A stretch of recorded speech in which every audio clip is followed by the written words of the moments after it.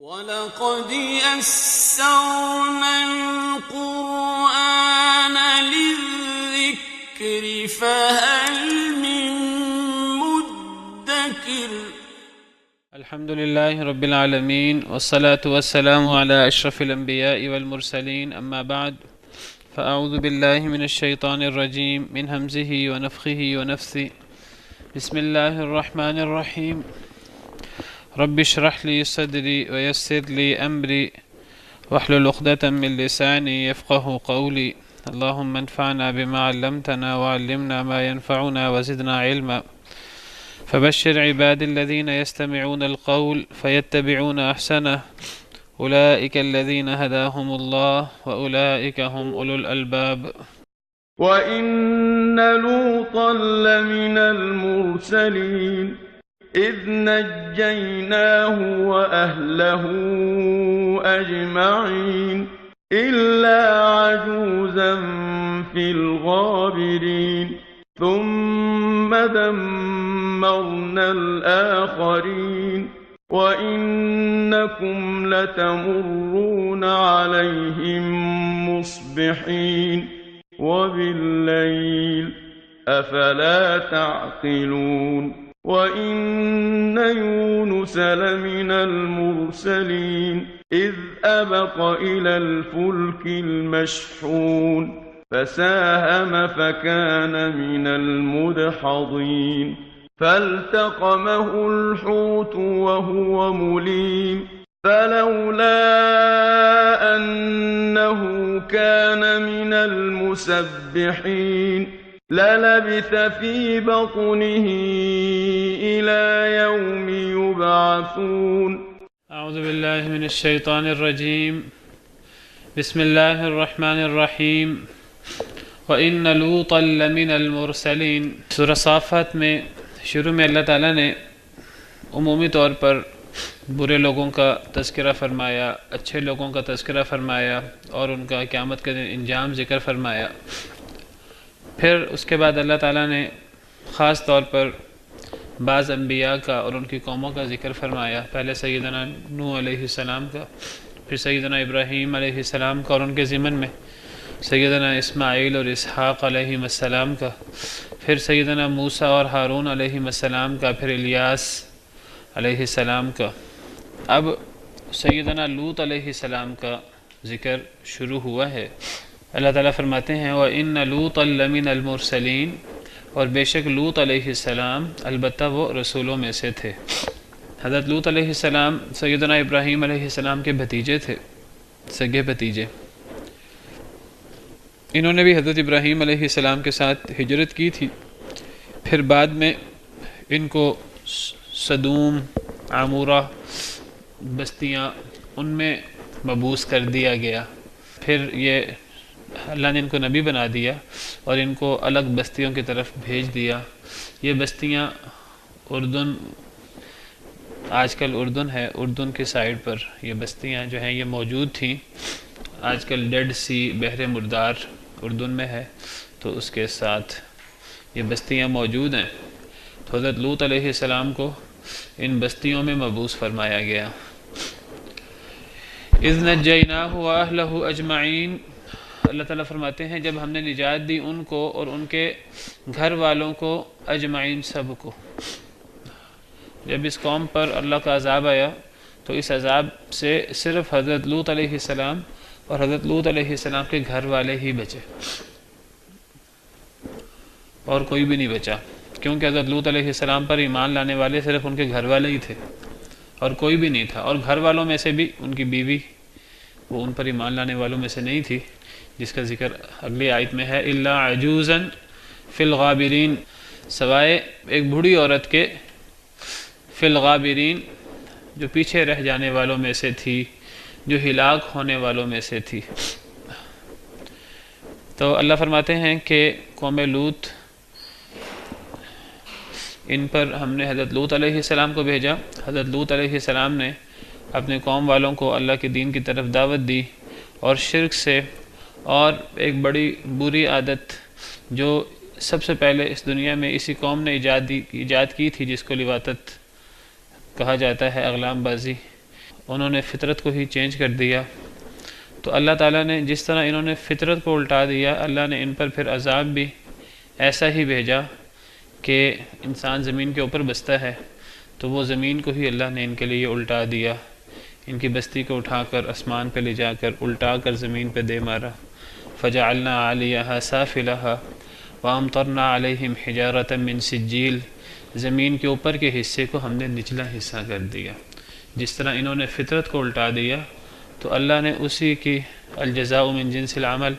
اللہ نے اسی کے مطابق ان کی بستی کو ان پر الٹا دیا۔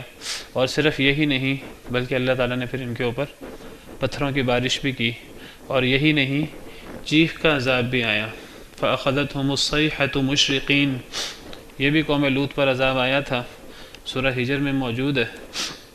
سورہ ہجر آیت نمبر 73 میں اللہ نے اس قوم پر آنے والے عذاب کا ذکر کیا ہے، تو یہ قوم لوط کا ہی ذکر ہو رہا ہے سورہ ہجر میں، اور اللہ فرما رہے ہیں کہ فلما جاء آل لوط المرسلون، آیت نمبر 61 میں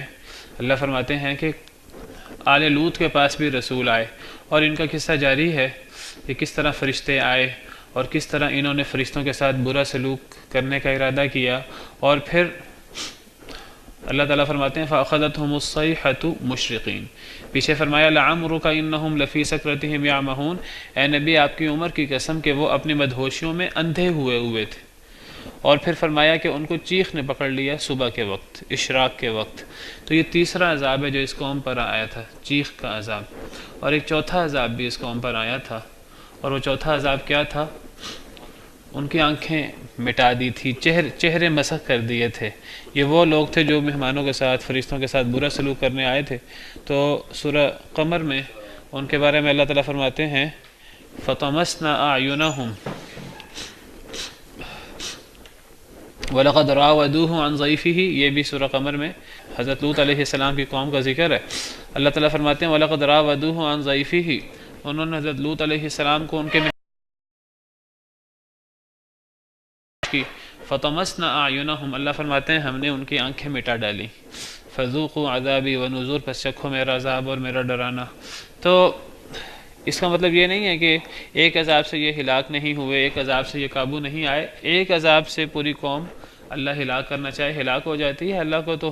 اللہ نے ہلاک کرنا ہو، کوئی اللہ کو بہت زیادہ اس کے لیے لمبا چوڑا کام نہیں کرنا پڑتا۔ اللہ فرماتے ہیں ان كانت الا صيحة واحدة وما انزلنا على قومه من بعده من جند من السماء وما كنا منزلين، ہمیں کوئی آسمان سے بہت زیادہ لشکر نہیں اتارنے پڑتے۔ ان كانت الا صيحة واحدة فاذا هم خامدون، ایک ہی چیخ ہوتی ہے، سب کے سب بھج جاتے ہیں، جس طرح ان کے اندر حرارت ہو اور حرارت اچانک ختم ہو جائے۔ تو لیکن یہ جو کئی عذاب ہیں، تین چار عذاب، یہ اللہ کے غضب کی دلیل ہے کہ اللہ جو ہیں ان پر کتنے غصے تھے۔ بہرحال ان کا عمل بھی شرک، اور شرک کے علاوہ جو لواطت اور راستے کاٹنا، لوٹنا لوگوں کو، تو اللہ نے ان پر بہت سخت عذاب بھیجا۔ تو اللہ فرماتے ہیں ہم نے اس عذاب سے اور قوم کی بدعمالیوں سے حضرت لوط علیہ السلام کو بھی نجات دی اور ان کے گھر والوں کو بھی۔ میں نے ذکر کیا کہ حضرت لوط علیہ السلام کی قوم میں سے صرف ان کے گھر والے ہی ان پر ایمان لائے تھے، اور کوئی بھی ایمان نہیں لایا تھا۔ اس کا ذکر اللہ تعالیٰ نے سورہ زاریات میں کیا ہے۔ سورہ زاریات میں اللہ نے 27واں پارہ شروع ہو رہا ہے، اس 27ویں پارے کے شروع میں ہی قوم لوط کا ذکر ہے کہ جب حضرت ابراہیم علیہ السلام کے پاس 3 فرشتے 3 مہمان آئے، پھر وہ حضرت ابراہیم علیہ السلام کو حضرت اسحاق کی بشارت دے کر حضرت لوط علیہ السلام کے پاس آ گئے۔ تو حضرت لوط علیہ السلام نے پوچھا ان سے، حضرت لوط علیہ السلام کو شروع میں پتہ نہیں تھا، جب پتہ لگا کہ یہ فرشتے ہیں تو کہنے لگے قال فما خطبکم ایھا المرسلون، کہ تم کس لیے آئے ہو، تم کیا کہتے ہو اے بھیجے گئے رسولو۔ بلکہ حضرت ابراہیم علیہ السلام نے کہا کہ قال فما خطبکم ایھا المرسلون، تم کس لیے آئے ہو اے بھیجے گئے رسولو۔ قالوا انا ارسلنا الی قوم مجرمین، حضرت ابراہیم کو جب انہوں نے بشارت دے دی حضرت اسحاق کی علیہ السلام اور یعقوب علیہ السلام کی، تو حضرت ابراہیم نے پوچھا اور تم کس کام کے لیے آئے ہو، تو وہ کہنے لگے ہم تو مجرم قوم کی طرف بھیجے گئے ہیں۔ اس مجرم قوم سے مراد، گناہ گار قوم سے مراد حضرت لوط علیہ السلام کی قوم ہے۔ لنرسل علیہم حجارۃ من طین، تاکہ ہم بھیجیں ان کے اوپر پتھر، من طین، گیلی مٹی کے، کیچڑ کے مٹی کے، گیلی مٹی کے پتھروں کی بارش کریں، مسومۃ عند ربک للمسرفین، جو نشان زیادہ ہوں گے آپ کے رب کے پاس زیادتی کرنے والوں کے لیے، حد سے بڑھنے والوں کے لیے۔ فاخرجنا من کان فیہا من المؤمنین، بس ہم نے نکال دیا، اللہ فرماتے ہیں جب یہ اللہ نے فرشتوں کے ذریعے پتھر برسائے، جب یہ عذاب آیا اس قوم پر، صرف پتھر برسانے کا عذاب نہیں آیا، اور عذاب بھی آئے، اللہ فرماتے ہیں کہ ہم نے اس عذاب سے پہلے جتنے مومن تھے وہ سارے نکال دیے، حضرت لوط علیہ السلام، ان کے گھر والے۔ اور اللہ تبصرہ کرتے ہوئے فرماتے ہیں فما وجدنا فیہا غیر بیت من المسلمین، نہیں ہم نے پایا اس بستی میں سوائے ایک گھر کے، مسلمانوں میں سے۔ مسلمانوں کو ایک ہی گھرانہ تھا، اور کوئی گھرانہ تھا ہی نہیں، اور وہ نبوی گھرانہ سیدنا لوط علیہ السلام اور ان کی 2 بیٹیاں، بیوی بھی مسلمان نہیں تھی، بیوی بھی کافر تھی۔ وَتَرَكْنَا فِيهَا آيَةً لِّلَّذِينَ يَخَافُونَ الْعَذَابَ الْأَلِيمَ، اور ہم نے ان میں نشانی چھوڑ دی ان لوگوں کے لیے جو دردناک عذاب سے ڈرتے ہیں۔ انہی کے بارے میں فرمایا کہ حضرت لوط علیہ السلام رسولوں میں سے تھے، اذ نجیناہ واہلہ اجمعین، جب ہم نے ان کو اور ان کے گھر والوں کو سب کو نجات دی۔ یہ سب کون ہے؟ سیدنا لوط علیہ السلام، ان کے 2 بیٹیاں تھیں بس۔ الا عجوزا فی الغابرین، سوائے بوڑھی عورت کے جو پیچھے رہ جانے والوں میں سے یا ہلاک ہو جانے والوں میں سے تھی، دونوں معنی کیے ہیں فی الغابرین کے۔ غابر کا مطلب پیچھے رہ جانے والا یا ہلاک ہو جانے والا، تو جو پیچھے رہے وہی ہلاک ہوئے، تو جو پیچھے رہ جانے والوں میں سے یا ہلاک ہو جانے والوں میں سے تھی۔ ثم دمرنا الآخرین، پھر ہم نے تباہ و برباد کر دیا باقی لوگوں کو، سب کو۔ وَإِنَّكُمْ لَتَمُرُّونَ عَلَيْهِمْ مُصْبِحِينَ، اور بے شک تم اے قریش مکہ، قرآن کریم کے جو اولین مخاطب ہیں، بے شک تم لَتَمُرُّونَ، البتہ تم گزرتے ہو، علیہم ان پر، قوم لوط پر، قوم لوط کے کھنڈرات پر، مصبحین صبح کے وقت بھی، وباللیل اور رات کو بھی، صبح شام تم وہاں سے گزرتے ہو، تمہاری تجارتی گزرگاہ ہے وہ۔ عرب کے لوگ، مکہ مکرمہ کے لوگ خاص طور پہ تاجر پیشہ تھے، کیونکہ وہ جگہ ایسی نہیں تھی جہاں کھیتی باڑی ہو سکے، زراعت ہو سکے۔ اس دور میں زیادہ جو آمدن کا ذریعہ تھا وہ زراعت وغیرہ تھی، اور جب زراعت نہ ہو سکے تو پھر تجارت۔ تو عرب لوگ جو ہیں وہ زیادہ تجارت کرتے تھے، سردیوں کے موسم میں اور گرمیوں کے موسم میں شام اور یمن جاتے، تو اس میں ان کی ایک تجارتی گزرگاہ جو ہے وہ تبوک اور اردن وغیرہ یہ علاقے بھی تھے۔ تو اللہ تعالیٰ فرماتے ہیں کہ وَإِنَّكُمْ لَتَمُرُّونَ عَلَيْهِمْ مُصْبِحِينَ وَبِاللَّيْلِ، کہ یہ جو بستی اور ان کے کھنڈرات ہیں قوم لوط کے، تو یہ کوئی تم سے دور نہیں ہے، بلکہ یہ تم اس سے صبح شام گزرتے ہو۔ افلا تعقلون، کیا پس تم عقل نہیں کرتے؟ جب تم وہاں سے گزرتے ہو تو تم دیکھتے ہو کہ وہاں کھنڈرات ہیں، بحر میت ہے، ڈیڈ سی ہے، اتنا بدبودار اور اتنا ہولناک خوفناک سمندر وہاں بن گیا، جہاں کوئی چیز ڈوبتی بھی نہیں ہے، ہر چیز جو ہے وہ اوپر آ جاتی ہے۔ تو یہ چیزیں وجود میں آئیں اس قوم پر عذاب آنے کے بعد، اور اس قوم کے مکانوں کے کھنڈرات وغیرہ۔ وہ سورہ ہود میں اللہ تعالیٰ قوم لوط کا ذکر فرماتے ہیں، اور اللہ فرماتے ہیں وَمَا هِيَ مِنَ الظَّالِمِينَ بِبَعِيدٍ، کہ وہ بستی ظالموں سے کوئی دور نہیں ہے۔ ظالموں سے مراد یہاں مشرکین مکہ ہیں، مشرکین مکہ سے وہ بستی کوئی دور نہیں ہے۔ اور سورہ ہجر میں جب ذکر فرمایا تو فرمایا وَإِنَّهَا لَبِسَبِيلٍ مُقِيمٍ، کہ وہ بستی جو ہے وہ برلب سڑک ہے، وہ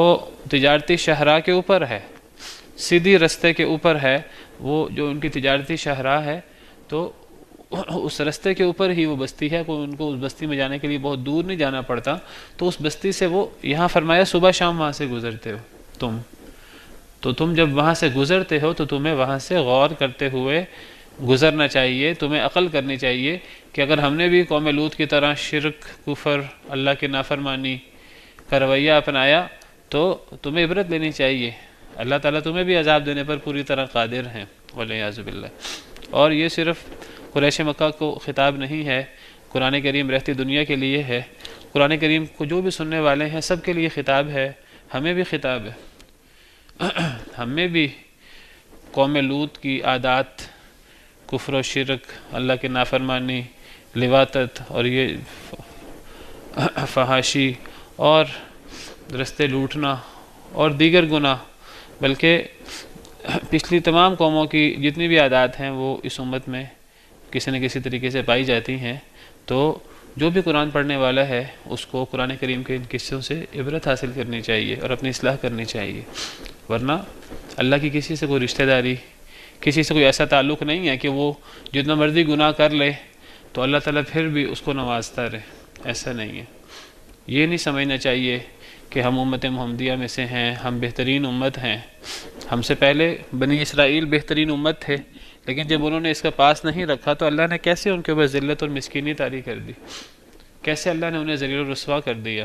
تو جو اللہ کی جتنی محبوب قوم ہوتی ہے،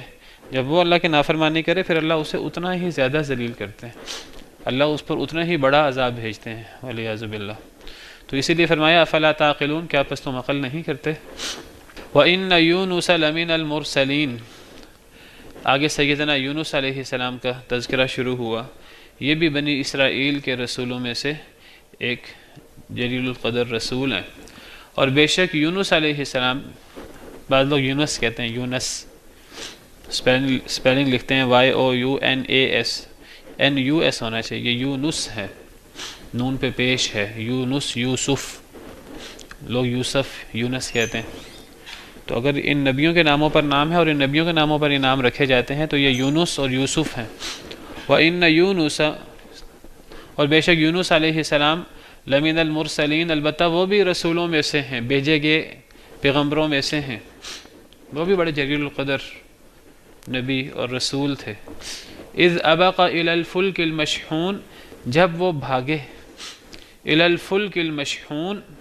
ایک ایسی کشتی کی طرف جو بھری ہوئی تھی ساز و سامان سے اور لوگوں سے بھری ہوئی تھی۔ جب لوگ ہوتے ہیں، لمبے سفر ہوتے ہیں سمندر میں جو مہینوں پر محیط ہوتے ہیں، تو جب لمبے سفر ہوتے ہیں تو پھر ساتھ زیادہ راہ بھی ہوتا ہے، پانی، سمندر کا پانی پیا نہیں جاتا، پانی اور کھانے پینے کی چیزیں،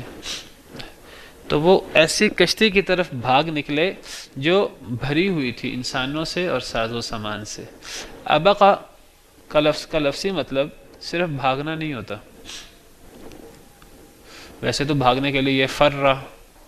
اور دیگر الفاظ استعمال ہوتے ہیں عام بھاگنے کے لیے، یہاں لفظ ابقا استعمال ہوا۔ ابقا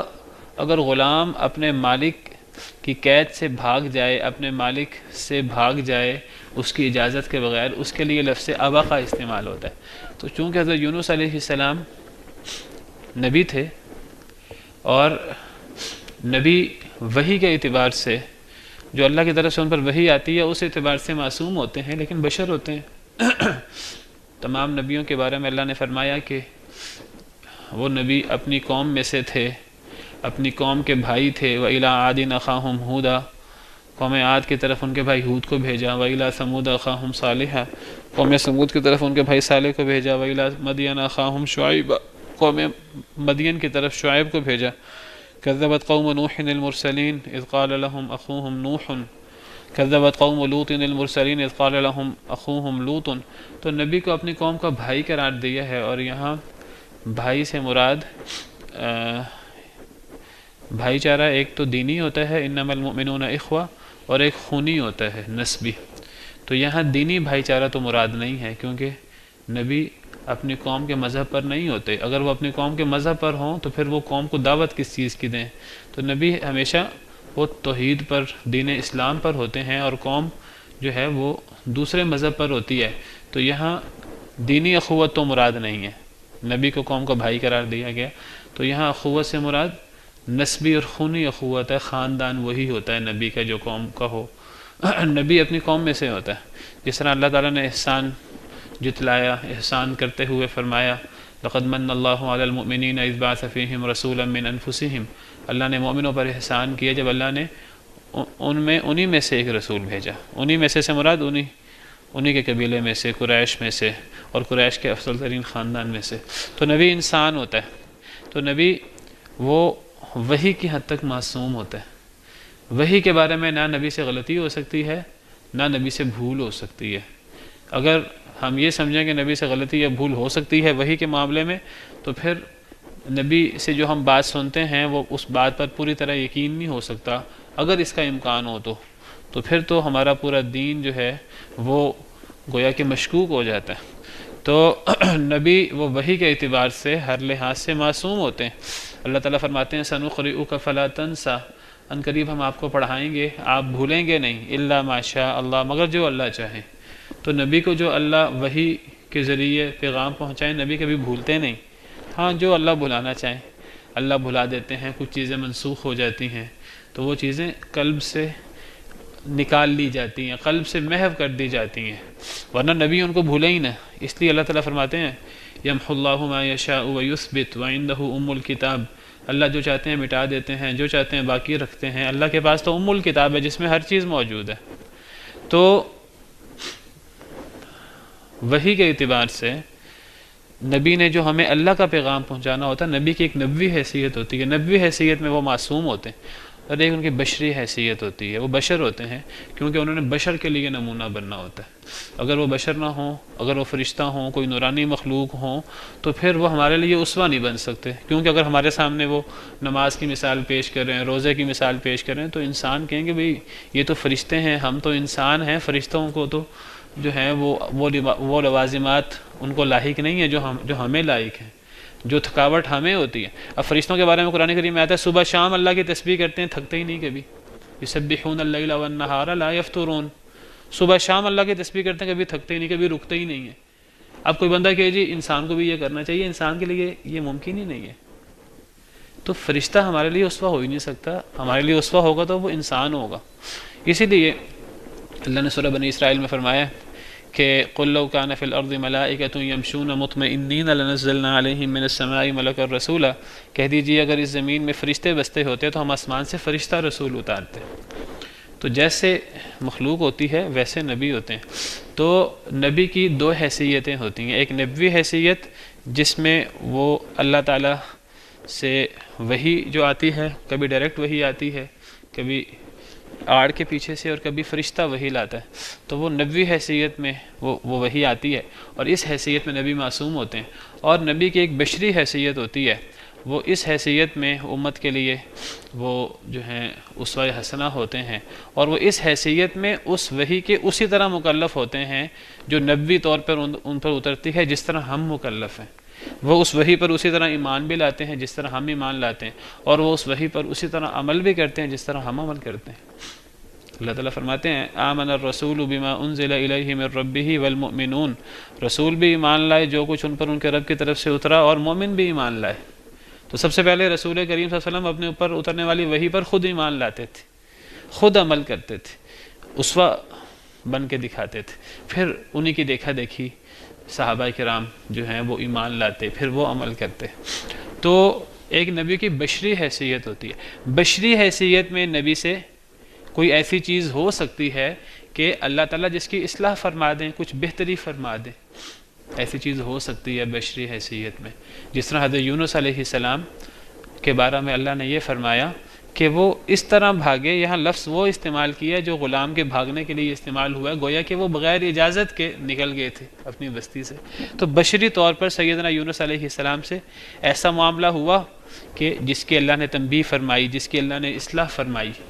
اور یہ واقعات دیگر انبیاء کے ساتھ بھی ہوئے ہیں۔ سیدنا آدم علیہ السلام جو کہ تمام انسانوں کے باپ بھی ہیں اور نبی بھی ہیں، انہوں نے درخت کا پھل کھایا ہے جس سے اللہ نے منع کیا تھا بشری طور پر۔ شیطان نے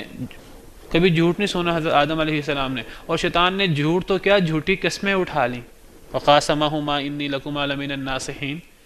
تو شیطان کی بات قسمیں کھا لیں اور ان کو پتہ نہیں تھا یہ شیطان ہے، تو اس کے دھوکے میں آ گئے اور درخت کا پھل کھا لیا، خود بھی کھا لیا، اماں حوا نے بھی کھا لیا۔ تو بشری طور پر نبی سے ایسی بات ہو سکتی ہے کہ جس کی اللہ تعالیٰ اصلاح فرما دیتے ہیں، جس پر اللہ تنبیہ فرماتے ہیں۔ حضرت نوح علیہ السلام نے بیٹے کے لیے دعا کی تو اللہ تعالیٰ نے تنبیہ فرمائی، اصلاح فرمائی، انی اعظک قال یا نوح انہ لیس من اہلک انہ عمل غیر صالح فلا تسألنی ما لیس لک بہ علم انی اعظک ان تکون من الجاہلین۔ میں نصیحت کرتا ہوں کہ جاہل نہ ہو جائیں۔ اللہ نے نصیحت فرمائی، اللہ نے اصلاح فرمائی۔ حضرت موسیٰ علیہ السلام سے نبی بننے سے پہلے بندہ قتل ہو گیا، نبی بننے کے بعد بھی انبیاء کرام علیہ السلام سے بعض ایسی باتیں ہو جاتی ہیں۔ نبی کریم صلی اللہ علیہ وسلم نے شہد اپنے اوپر حرام کر لیا، اللہ نے پوری صورت نازل فرما دی، سورۃ التحریم، یا ایھا النبی لم تحرم ما احل اللہ لک، اے نبی جو چیزیں اللہ نے آپ کے لیے حلال کی ہیں آپ اپنے اوپر حرام کیوں کرتے ہیں؟ آپ نے جنگ بدر کے قیدیوں کو حضرت ابوبکر کے اور دیگر صحابہ کرام کے مشورے پر فدیہ لے کر چھوڑ دیا تو اللہ نے آسمان سے وحی اتار دی اور اللہ نے فرمایا کہ ما کان للنبی ان یکون له اسرى حتى يثخن في الارض، نبی کے لائق نہیں تھا کہ اگر نبی کے پاس قیدی تھے تو نبی ان کا خون نہ بہاتا، نبی کا تو خون بہانا چاہیے تھا حضرت عمر کی رائے کے مطابق۔ اور پھر فرمایا لولا کتاب من اللہ سبق لمسکم فیما اخذتم عذاب عظیم، اگر یہ بات تقدیر میں نہ لکھی ہوتی تو تم پر عذاب آتا اس کی وجہ سے۔ اور روایات میں آتا ہے کہ سیدنا عمر رضی اللہ عنہ تشریف لائے، نبی کریم صلی اللہ علیہ وسلم حضرت ابوبکر صدیق رو رہے تھے، حضرت عمر نے پوچھا کیوں رو رہے ہیں، مجھے بھی بتائیں، اگر رونے کی بات ہے میں بھی روں، مجھے نہیں رونا آتا پھر بھی رونے کی کوشش کروں۔ تو نبی صلی اللہ علیہ وسلم نے فرمایا اللہ نے وہ عذاب دکھایا ہے مجھے کہ اگر تقدیر میں یہ بات نہ لکھی ہوتی تو ہمیں عذاب آتا، لیکن اللہ نے معاف کر دیا۔ بہرحال کہنے کا مقصد یہ ہے کہ نبی سے بشری تقاضے کے تحت ایسی چیز ہو سکتی ہے جس کی اللہ تعالیٰ اصلاح فرما دیں، یہ بات طے ہے کہ اللہ تعالیٰ نبیوں کی اصلاح ضرور فرما دیتے ہیں۔ ایک صحابی آئے، قریش کے سردار بیٹھے تھے، نبی صلی اللہ علیہ وسلم کے ماتھے مبارک پر تیوڑی آ گئی، اللہ نے سورت اتار دی، عبس وتولی ان جاءہ الاعمی۔ سیدنا یونس علیہ السلام کے بارے میں ہے کہ جب وہ بھاگ نکلے الی الفلک المشحون، ایک بھری ہوئی کشتی کی طرف، تو یہاں بھاگنے سے مراد جس طرح غلام اپنے آقا کی اجازت کے بغیر بھاگتا ہے، تو کہا جاتا ہے کہ حضرت یونس علیہ السلام نے اپنی قوم کو دعوت دی، اور جب بھی نبی اپنی قوم کو دعوت دیتا ہے توحید کی طرف اور جو خرابیاں ہوتی ہیں ان خرابیوں سے قوم کو روکتا ہے، تو ساتھ نبی بشارت بھی دیتے ہیں کہ جو ایمان لے آئے گا مجھ پر، میری بات مان لے گا، اس کے لیے دنیا میں بھی اللہ کی طرف سے انعامات ہوں گے، آخرت میں جنت ہوگی، اور پھر ڈراتا بھی ہے انہیں کہ جو نہیں مانے گا اس پر اللہ کی طرف سے عذاب آئے گا۔ حضرت یونس علیہ السلام نے قوم کو بشارت بھی دی، جو ایمان لائے گا اس کے لیے یہ بشارت ہے، اور جو ایمان نہیں لائے گا اس کے لیے یہ عذاب ہے۔ اب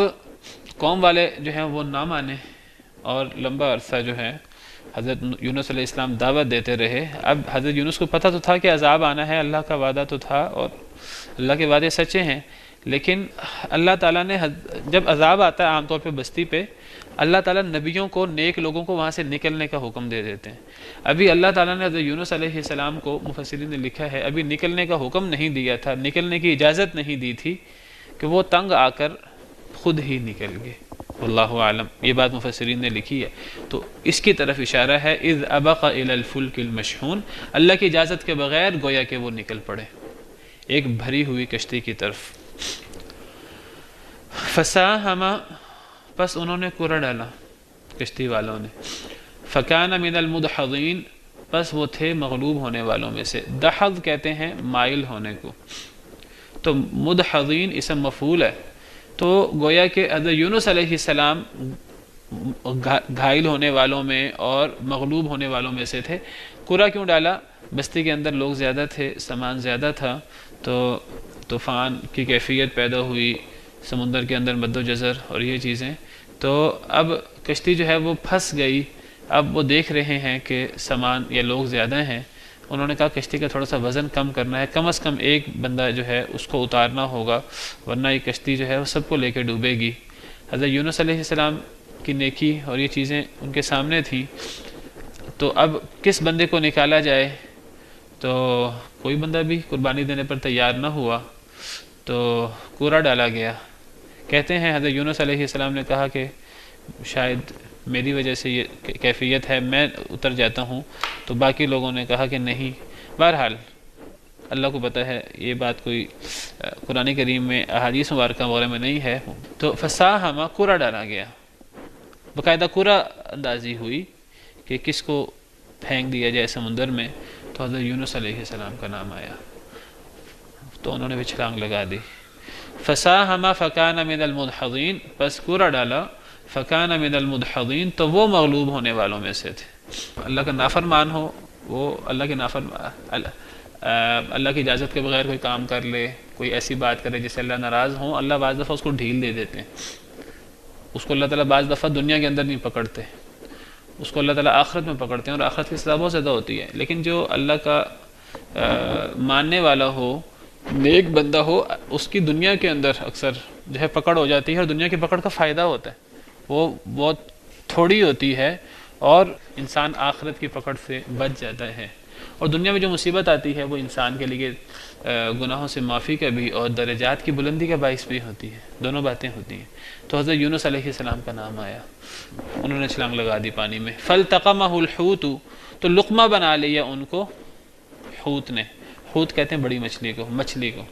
مچھلی نے انہیں لقمہ بنا لیا، مچھلی نے سالم ہی نگل لیا،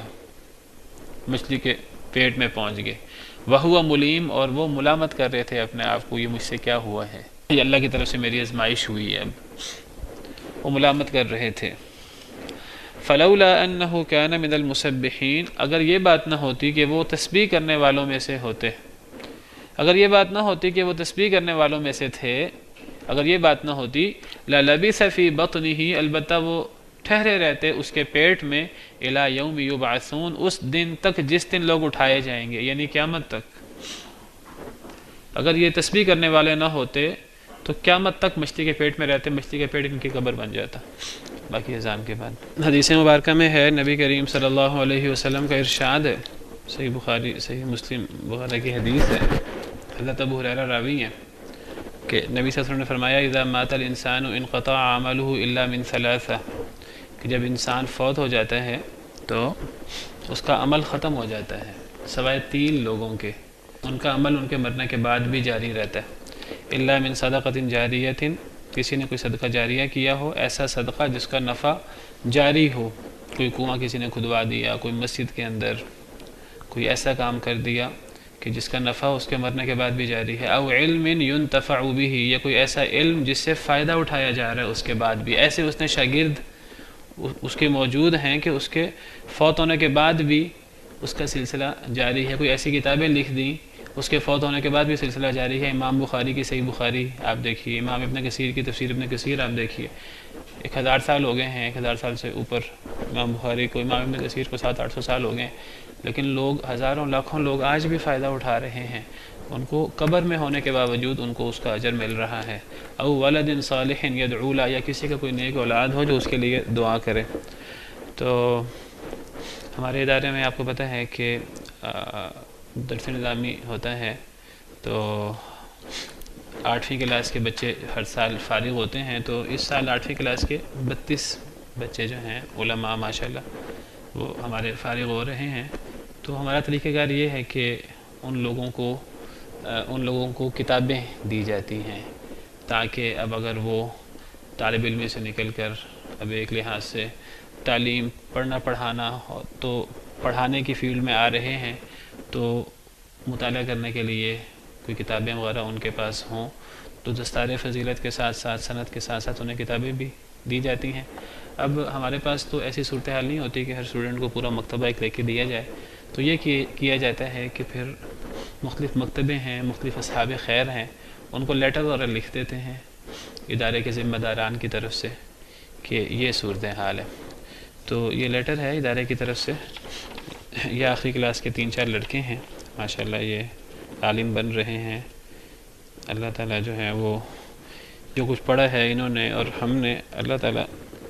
علم کے مطابق جو ہے وہ عمل کرنے کی، علم سے نفع اٹھانے کی توفیق عطا فرمائے۔ تو یہ 32 اسٹوڈنٹس ہیں، 32 طلباء ہیں، تو مختلف اداروں کو لیٹر لکھا ہے، کچھ کتابیں ان کو حاصل ہوئی ہیں۔ یہ کتابوں کی لسٹ ہے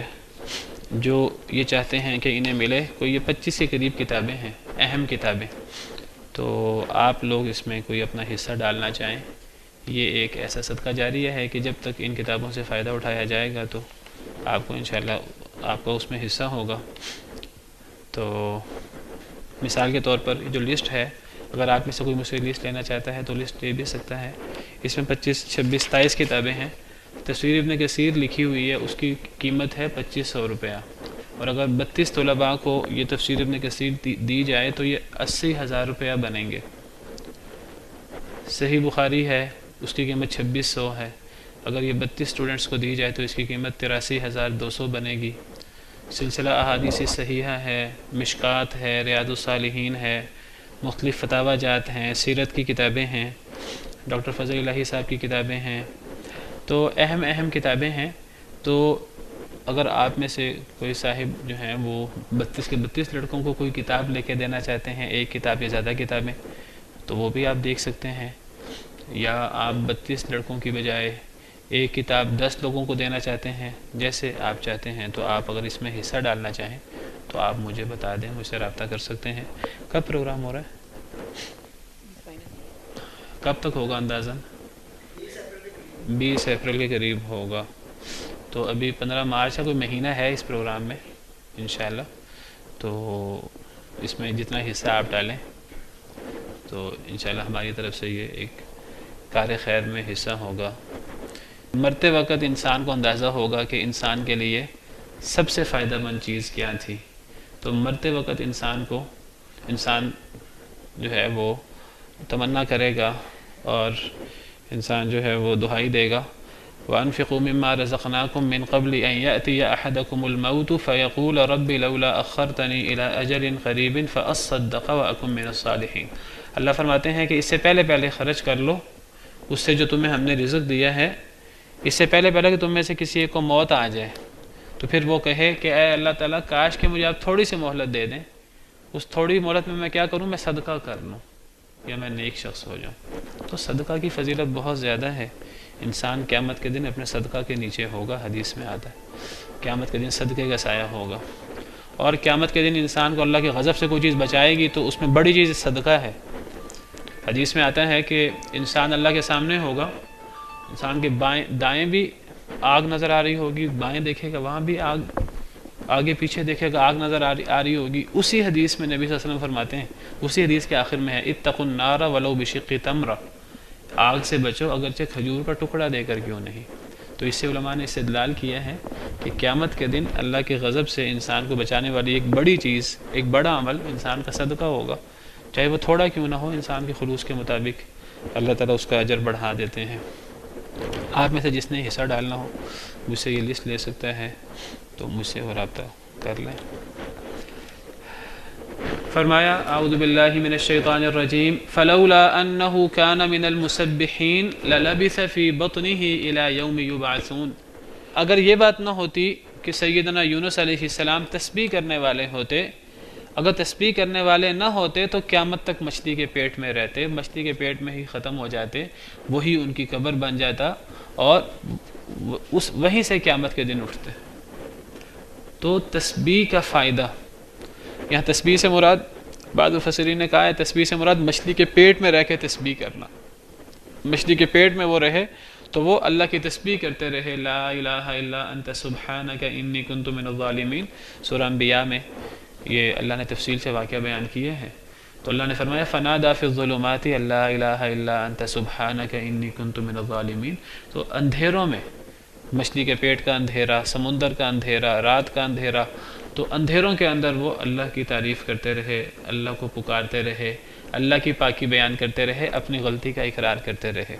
اور اللہ نے فرمایا فاستجبنا له ونجیناہ من الغم، ہم نے حضرت یونس کی دعا قبول کی اور ہم نے ان کو غم سے نجات دی۔ اور اللہ فرماتے ہیں وَكَذَلِكَ نُنْجِي الْمُؤْمِنِينَ، یہ صرف حضرت یونس کے ساتھ خاص نہیں ہے، ہم مومنین کو بھی اسی طرح نجات دیتے ہیں۔ اور نبی صلی اللہ علیہ وسلم کا ارشاد ہے اس بارے میں، صحیح حدیث ہے، آپ نے فرمایا جو شخص حضرت یونس والی دعا کرتا ہے تو اللہ تعالیٰ اس کو غم سے نجات دیتے ہیں، لا الہ الا انت سبحانک انی کنت من الظالمین۔ تو تسبیح اور ذکر یہ چھوٹی چیز نہیں ہے، بہت بڑی چیز ہے، کیونکہ پوری کائنات کا نظام اللہ رب العالمین کے ہاتھ میں، اور اگر اللہ کی تسبیح کی جائے، اللہ کا ذکر کیا جائے، اللہ کو راضی کر دیا جائے ذکر کر کے، تو سب کچھ انسان کے ساتھ ہے، پھر انسان کو کیا چیز حاصل نہیں ہو سکتی۔ بعض مفسرین کہتے ہیں مسبحین سے مراد مچھلی کے پیٹ میں ذکر کرنا ہے، بعض کہتے ہیں مسبحین سے مراد حضرت یونس کی پرانی نیکیاں ہیں، ان کا وہ نبی تھے، اللہ تعالیٰ کے رسول تھے، اور جلیل القدر، اور پھر دعوت دینا اور وہ نیکیاں لاتعداد جو نبی کرتے ہیں، تو اگر ان کی نیکیاں نہ ہوتی، ان کی تسبیحات نہ ہوتی، ذکر و اذکار نہ ہوتے، نیک اعمال نہ ہوتے، تو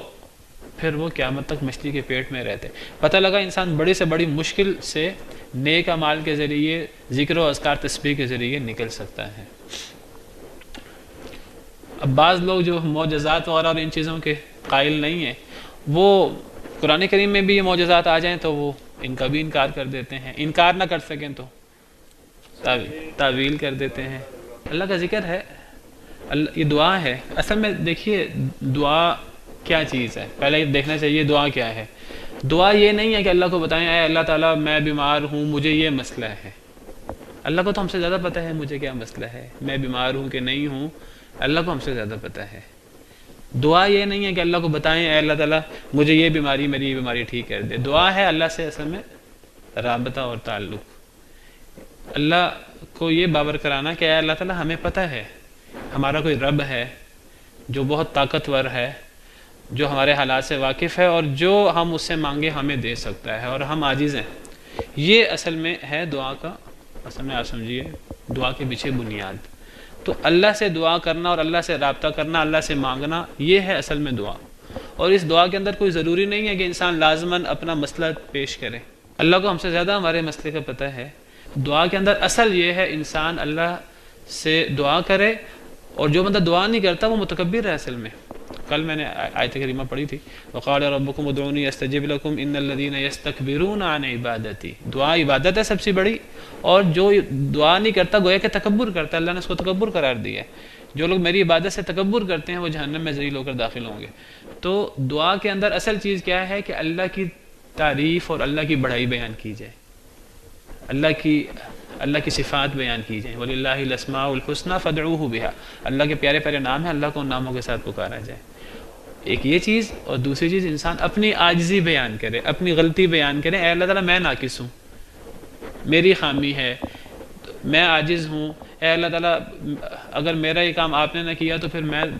میرے پلے تو کچھ بھی نہیں رہے گا۔ یہ اللہ کو دعا بڑی پسند ہے۔ ربنا ظلمنا انفسنا وَإِن لَّمْ تَغْفِرْ لَنَا وَتَرْحَمْنَا لَنَكُونَنَّ مِنَ الْخَاسِرِينَ، وہاں وہی انداز ہے، اپنی غلطی، اپنی عاجزی بیان کرنا۔ تو لا الہ الا انت سبحانک انی کنت من الظالمین میں آپ دیکھیں حضرت یونس اللہ کی تسبیح کر رہے ہیں اور اپنا غلطی کا اعتراف کر رہے ہیں، اللہ کو ہر قسم کے نقص سے پاک کہہ رہے ہیں۔ تو بہت عظیم دعا ہے یہ۔ اس کے اندر اگرچہ یہ چیز نہیں کہ میں مچھلی کے اندر ہوں اے اللہ مجھے نکال دے، لیکن دعا پوری ہے۔ اللہ کو تو حضرت یونس سے زیادہ پتہ تھا کہ حضرت یونس کس کیفیت میں، تو دعا کے سارے مقاصد اس میں پورے ہو رہے ہیں۔ تو یہ عظیم ترین دعا ہے جو یہ موجود ہے۔ چلیں جی وقت ختم ہو گیا ہے، تو آج کے لیے پھر اتنا ہی کافی ہے۔ سبحانک اللہم ربنا و بحمدک اشہد ان لا الہ الا انت استغفرک۔